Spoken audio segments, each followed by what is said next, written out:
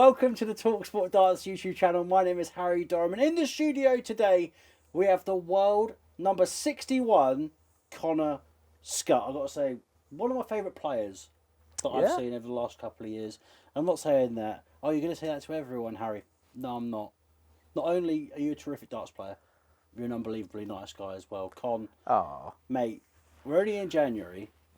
Can you map out your 2025? I know it's a big ask. Me said, what are you going to win, X, Y, and Z?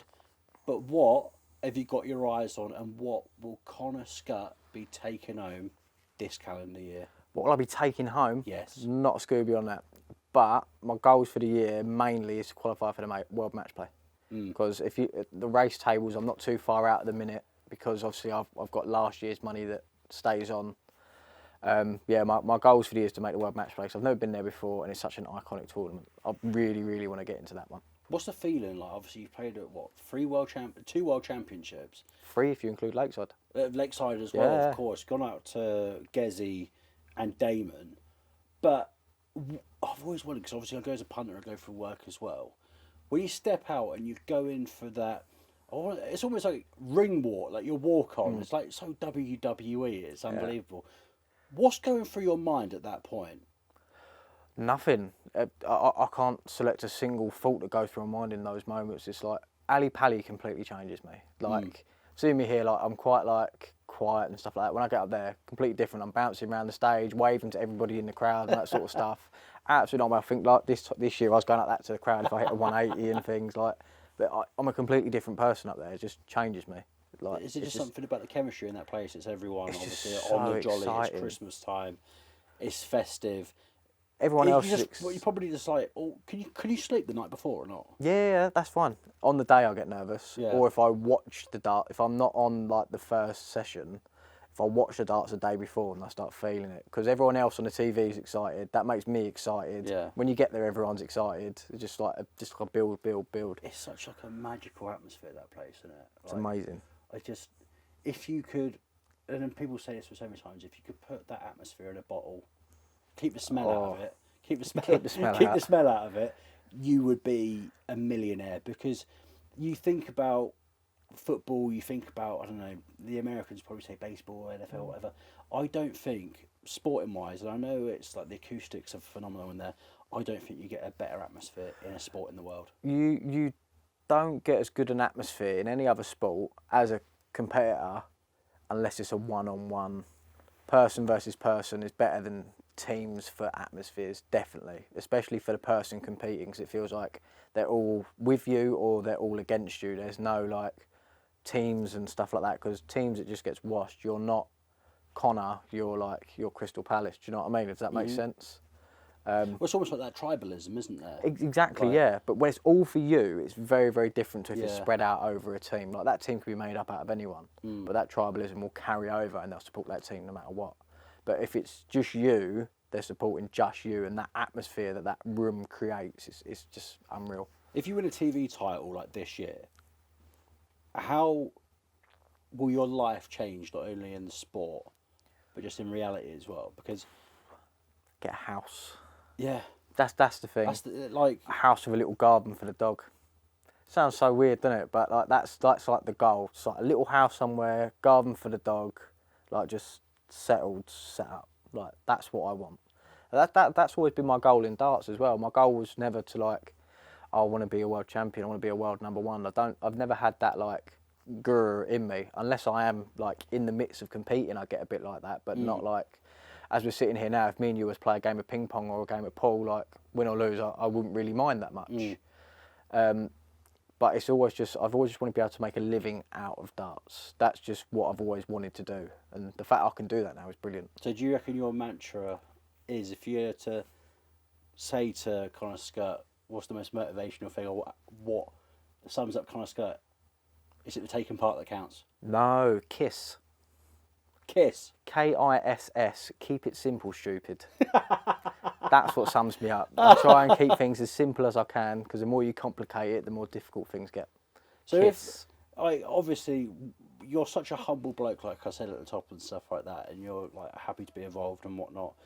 But when that competitive edge comes, are you gonna dig? Say if you get to like the world semi-final or whatever, pressure moments, the biggest night of your career, is that when we'll see a different side of Connor Scutt? I don't know so much. I mean, in the past, I've been a bit guilty of being a sore loser. Like, Yeah. I've given like some wet lettuce handshakes and things like that. But I played my first ever major quarter final this year against Dirk van Dijvenbode. I lost 10-9, but we were all cuddles and smiles at the end of it, and it was a really enjoyable experience. So I'm hoping that learning from my mistakes, where I have been a bit of a bad loser in the past, will sort of carry over, if that makes sense. So you'll hopefully, if I do make like a world final or a world semi-final, you'll still see me with like a smile on my face no matter what happens, because I think you need that sometimes. Like, it's not all about being serious all the time. What did you learn? Because obviously the first game at the Worlds in December, Ben Robb, you completely dominated him, and I told you as you walked in, I was like, you owe me a tenner. So I bet on you to get to the quarterfinals, but it wasn't meant to be. Damon Heta knocks you out in the second round. I think it was a case of his averages were high. I think when it came to checking out, weren't at top form. But what did you learn from that experience coming up against Damon and going out early like that you did the year before as well? My checkout percentage. Well, my checkouts need to be better. I learnt my lesson when I played Gerwin. Like, my game against Damon was a lot better. I think I averaged like 96, 98 against Damon, so it was a good standard really. And like, I think I was 5th out of the whole tournament for tournament average, and that's out of all of the competitors, all the people that competed. I was 5th overall for like 2 games in a row. The running average, the mean average of that, I was 5th out of everyone, which is good. But I think my checkout percentages let me down that game. And Damon is such a good like finisher. He's absolutely brilliant on his finishing. Well, because if you're not going to finish him off, you're going to have some players that are just going to bully you. Exactly. And we'll hit a fish. Yeah. Or hit a 140. Yeah. And just do that. So is it a case of learning from there? Is it a case of just like being more in the zone, or taking more chances to probably check out on a high number? It's probably a matter of putting more practice in on finishing. Right. I know I'm quite a decent scorer as it is, but sometimes my finishing can let me down. So I've got to take the time out of my practice routine and focus a bit more on finishing. I actually spoke to Damo about a week after that, and he sent me over a couple of practice routines that should hopefully fix the finishing for this year. Because if the finishing was right in that game, that would have been another 10+ average, definitely. Well, that's just like a nice thing to do at the same time as Yeah, well. really nice guy. Because the amount of players that probably like now, because darts is sort of like transcended how sort of like football's transcended now, where everyone's sort of like mates with each other, and they probably were mates with each other like back in the day. But you had so much ego back then. You had your Bobby George, you had your Bristows, you had your Taylors and whatnot. But now it's like everyone's just trying to help each other out and help their game. So I think for Damon Heta to do that, it's really nice. I mean, if you've ever watched a film called Kung Fu Panda, and he gets a little Dragon Warrior scroll out, there's no secret ingredient for it. There's no secret ingredient for darts. So a lot of the time, if you ask a player for help, like I've asked loads of players loads of things to try and just work stuff out. If I don't know it, I will ask. But there's no secret ingredient to it. It's just crack on. And if someone can help, they will do. But there's nothing like you have to do this to be an amazing dart player. There's none of that.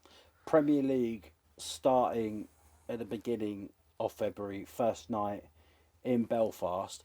I know off the back of the Worlds we've had so much chat. Chizzy coming out and saying that he wasn't too happy with it, especially if him being in the top 10. He's not included. And almost alluding to, and a lot of people have said it as well, people only getting selected for the Premier League for their walk-on.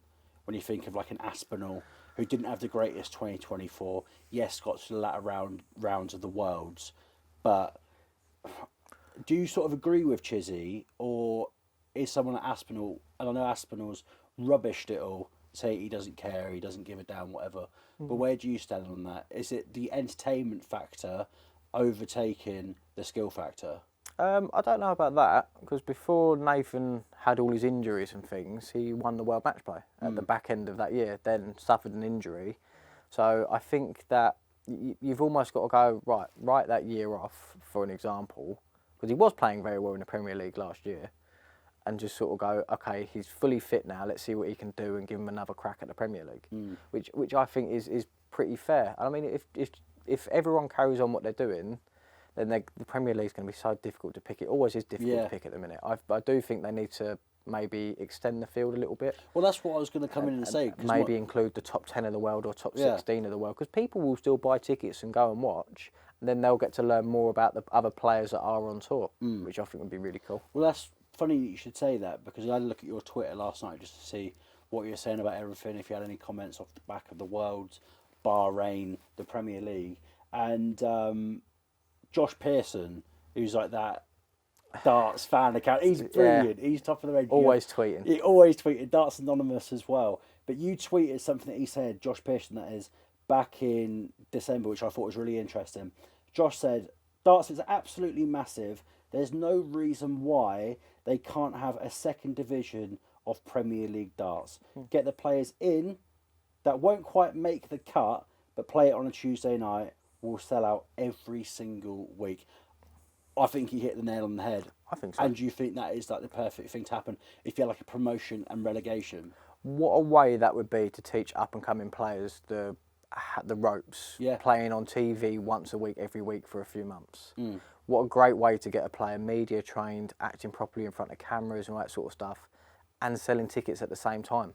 I can't see a downside of doing that. I'd like to think that egos and pride wouldn't get in the way of going down to a Division 2 if that was the case. No, I mean, I'd be more than happy to play in something like that, and I think a lot of players would be if you weren't in the main fixtures. And you could even do like a relegation and promotion and stuff like that very easily. You could do a qualifier for it.